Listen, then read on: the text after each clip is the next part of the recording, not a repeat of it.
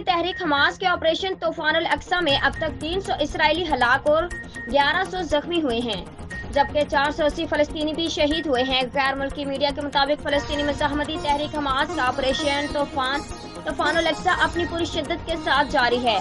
اس operation میں اسرائیل پر زمین، سمندر اور فضا سے مسلسل حملے کیے جا رہے ہیں۔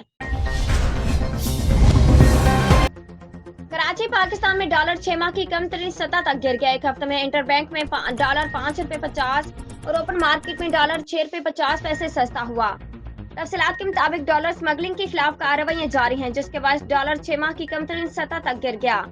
ایک ہفتے میں انٹر بینک میں ڈالر 5.50 روپے سستا ہو گیا اور ڈالر 5.50 روپے کمی سے 282.69 روپے پر بند ہوا۔ واشنگٹن۔ فلسطینی تنظیم حماس کی جانب سے اسرائیل پر حملوں کے خلاف امریکی صدر جو بائیڈن اسرائیل کا بھرپور ساتھ دینے کا اعلان کیا ہے۔ وائٹ ہاؤس میں تقریب سے خطاب کرتے امریکی صدر جو بائیڈن نے کہا کہ اسرائیل کی سلامتی کے لیے ہماری حمایت مضبوط اور غیر متزلزل ہے۔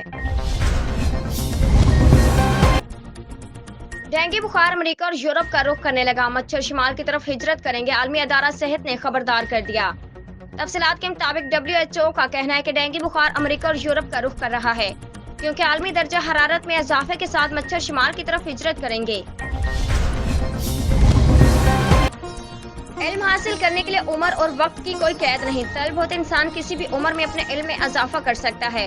اس بات کی زندہ مثال بلوچستان کے قبائلی علاقے کے رہائشی 46 سالہ عبدالرزاق کی ہے، جنہوں نے لڑکپن میں پڑھائی چھوڑ دینے کے 31 برس بعد وہ سلسلہ دوبارہ شروع کر دیا ہے۔